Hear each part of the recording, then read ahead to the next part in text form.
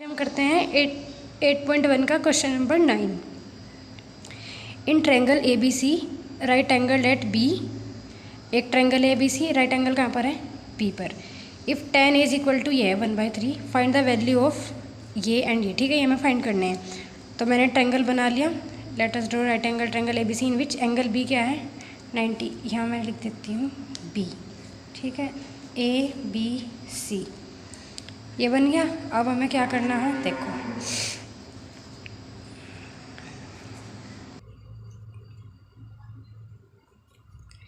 In triangle A B सी मेरे पास क्या given है? tan A is equal to कितना है? 1/√3। ये मेरे पास क्या है? गिवन है। ठीक है, एंड वी नो दैट कि tan ए कितना होगा? एंगल ए ये है ना, tan के लिए क्या होता है? Perpendicular upon base.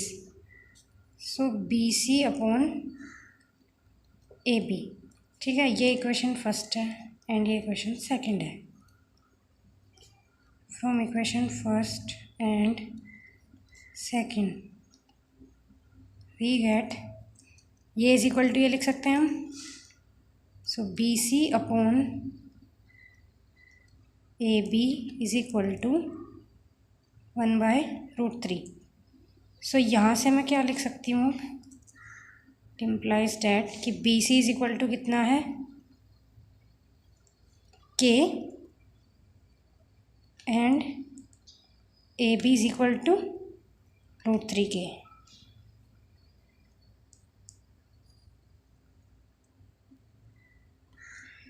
वेयर के इज ए पॉजिटिव इंटीजर।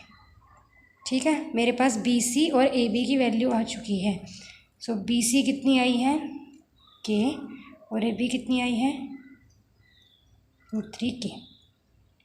ठीक है, अब हमें क्या देखो, हमें किस किस की वैल्यू चाहिए? साइन ए कॉस सी। साइन ए क्या होगा? परपेंडिकुलर अपॉन हाइपोटेनियस, तो मुझे इसकी नीड है। और कॉस ए के लिए क्या चाहिए होगा? Base upon hypotenuse. तो ए सी चाहिए। अब ए सी कैसे फाइंड होगी? राइट एंगल ट्रायंगल है तो हम क्या अप्लाई कर सकते हैं? Pythagoras theorem. तो उससे हम फाइंड करें। So since A B C is a right angle triangle so we can apply Pythagoras theorem.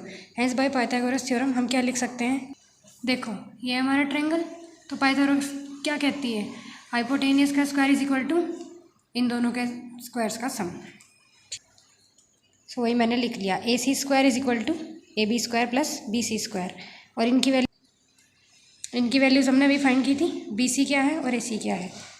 So A C का square is equal to A B मेरे पास कितना है? √3 के का whole square. B C means k का square. So A C का square is equal to √3 का square 3 and के का स्क्वायर के square and this is also के स्क्वायर। ये हो गया 4k स्क्वायर।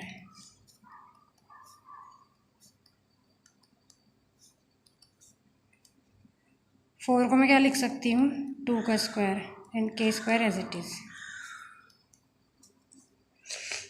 इसको ऐसे लिख सकते हैं 2k का होल स्क्वायर।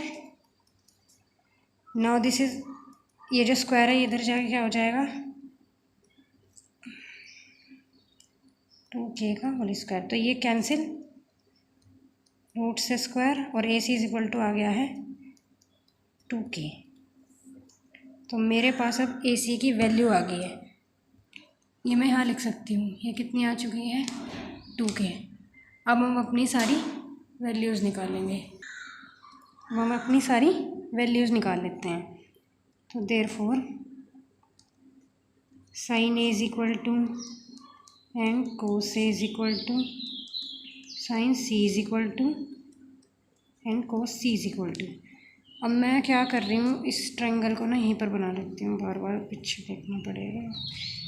ए बी सी, ठीक है, ये है √3 के, ये है के एंड दिस इज 2k।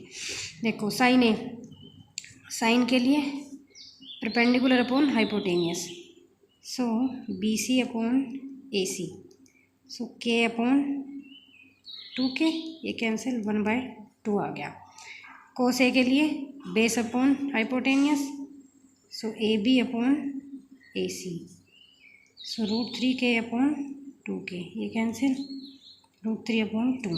अब साइन सी के लिए, अब देखो मुझे सी के लिए देखना है, तो सी के लिए परपेंडिकुलर क्या होगी, ए बी।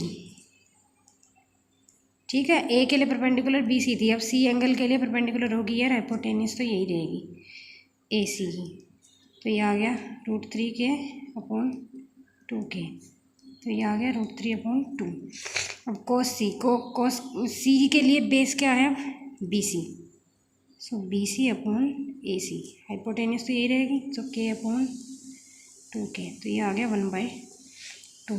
ये होगी हमारी वैल्यूज़। अब अपने क्वेश्चन के सॉल्यूशन, फर्स्ट पार्ट क्या था, साइन ए कोस सी प्लस कोस ए साइन सी। अब यहाँ पर ये वैल्यूज़ रख दो, साइन ए कितना है 1/2, कोस सी 1/2 प्लस कोस ए √3/2 और साइन सी भी √3/2। ठीक है, अब ये कितना आ जाएगा, ये आ जाएगा 1/4, √3 multiply √3 means 3 and this is 4, 3 + 1 4/4, ये कितना आ गया 1। वैसे ही करते हैं second part, cos A cos C minus sine A and sine C. Cos A की वैल्यू है √3/2, कोस सी की वैल्यू है 1/2, साइन ए की वैल्यू है 1/2 डॉट साइन सी की वैल्यू है √3/2। सो ये देखो, ये मल्टीप्लाई है एंड ये दोनों सेम है, या लिख लो एक बार, ये कितना आ जाएगा 4 और ये कितना आ जाएगा √3/4, आंसर कितना आ गया 0। सो फर्स्ट पार्ट का आंसर 1 है, सेकंड पार्ट का आंसर 0।